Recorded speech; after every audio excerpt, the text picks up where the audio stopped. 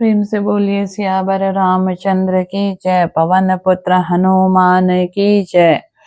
वाल्मीकि रामायण के बालकांड का 10वां सर्ग हम हिंदी में आपके सामने इसको पढ़ेंगे। राजा की आज्ञा पाकर उस समय सुमंत्र ने इस प्रकार कहना आरंभ किया। राजन, रोमपद के मंत्रियों ने ऋष्यशृंग को वहां जिस उपाय से बुलाया था वह सब मैं बता रहा हूँ। आप मंत्रियों सहित मेरी बात सुनिए।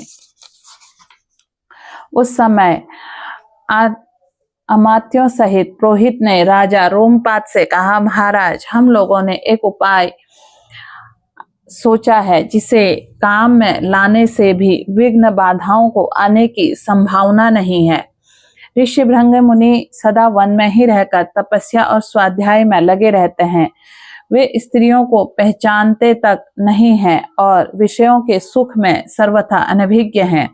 हम मनुष्य के चित्त मथ डालने वाले मनोवांछित विषयों का प्रलोभन देकर उन्हें अपने नगर में ले आएंगे। अतः इसके लिए शीघ्र प्रयत्न किया जाए।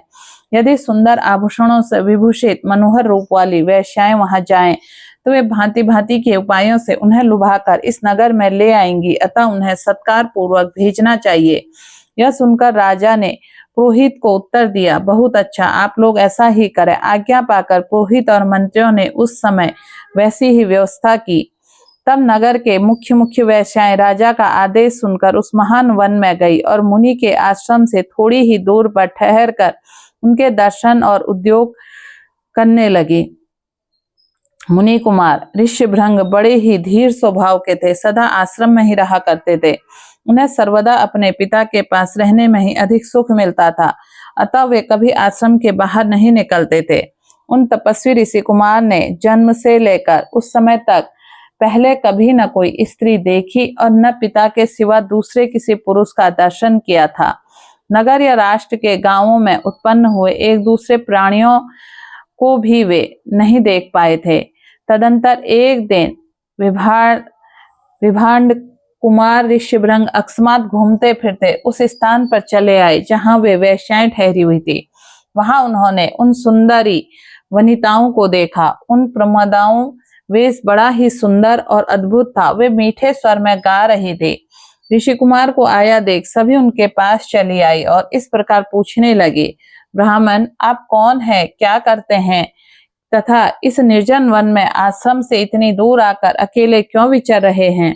यह हमें बताइए, हम लोग इस बात को जानना चाहती हैं। ऋष्यभृंग ने वन में कभी स्त्रियों का रूप नहीं देखा था और वे स्त्रियां तो अत्यंत कामनीय रूप से सुशोभित थी, अतः उन्हें देखकर उनके मन में स्नेह उत्पन्न हो गया।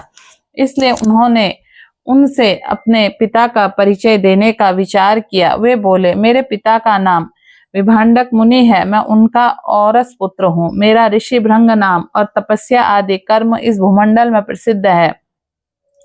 यहाँ पास ही मेरा आश्रम है। आप लोग देखने में परम सुंदर हैं, अथवा आपका दर्शन मेरे लिए शुभकारक है। आप मेरे आश्रम पर चलें, वहां मैं आप लोगों को विधि पूर्वक पूजा करूंगा।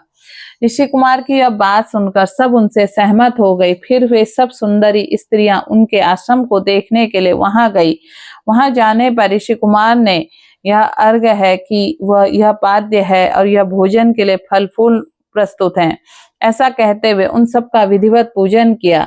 ऋषि की पूजा स्वीकार करने में वे वहां से चली जाने को उत्सुक हुई। उन्हें विभांडक मुनि का भय लग रहा था, इसलिए उन्होंने शीघ्र ही वहां से चले जाने का विचार किया। वे बोली, ब्राह्मण, हमारे पास भी ये उत्तम उत्तम फल है, विप्रवर, इन्हें ग्रहण कीजिए, आपका कल्याण हो। इन फलों को शीघ्र ही खा लीजिए, विलंब न कीजिए। ऐसा कहकर उन सब ने हर्ष से भरकर ऋषिका का आलिंगन किया। उन्हें खाने योग्य भांति भांति के उत्तम पदार्थ और बहुत सी मिठाइयां दी। उनका रसास्वादन करके उन तेजस्वी ऋषि ने समझा कि ये भी फल हैं, क्योंकि इस दिन पहले उन्होंने कभी वैसे पदार्थ नहीं खाए थे। भला सदा वन में रहने वाले वैसी वस्तुओं का स्वाद लेने का अवसर ही कहाँ है। तत्पश्चात उनके पिता विभांडक मुनि ने डर से डरी हुई वे स्त्रियां व्रत और अनुष्ठान की बात बताकर ब्राह्मण कुमार से पूछकर उसी बहाने वहां से चली गई। उन सबके चले जाने पर कश्यप कुमार ब्राह्मण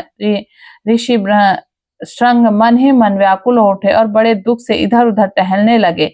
तदंतर दूसरे दिन फिर मन से उन्हीं का बारंबार चिंतन करते हुए शक्तिशाली विभांडक कुमार श्रीमन ऋष्यभृंग उसी स्थान पर गए जहां पहले दिन उन्होंने वस्त्र आभूषणों से सजी हुई उन मनोहर रूप वाली वेश्याओं को देखा था। ब्राह्मण ऋषि श्रृंग को आते देख तुरंत ही उन वेश्याओं के हृदय में प्रसन्नता से खिल उठा। वे सबके सब उनके पास जाकर उनसे इस प्रकार कहने लगी, सौम्य, आओ आज हमारे आश्रम चलो। यद्यपि यहाँ नाना प्रकार के फल मूल बहुत मिलते हैं, तथापि वहां भी निश्चय ही आप सबका विशेष रूप से प्रबंध हो सकता है। उन सबके मनोहर वचन सुनकर ऋषि श्रृंग उनके साथ जाने को तैयार हो गए। वे स्त्रियां उन्हें अंगदेश में ले गई। उन महात्मा ब्राह्मण के अंगदेश में आते ही इंद्र ने संपूर्ण जगत को प्रसन्न करते हुए सहसा पानी बरसाना आरंभ कर दिया। वर्षा से राजा का अनुमान हो गया कि वे तपस्वी ब्राह्मण कुमार आ गए हैं और फिर बड़े विनय के साथ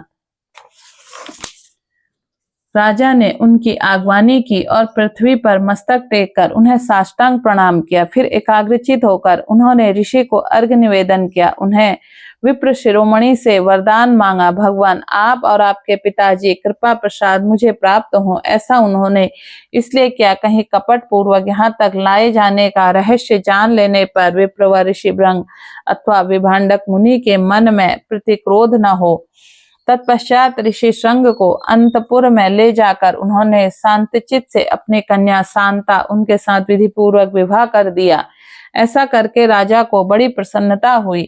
इस प्रकार महातेजस्वी ऋषि श्रृंग राजा से पूजित और संपूर्ण मनोवांछित भोग प्राप्त कर अपनी धर्मपत्नी शांता के साथ वहां रहने लगे। प्रेम से बोलिए सियावर रामचंद्र की जय, पवन पुत्र हनुमान की जय।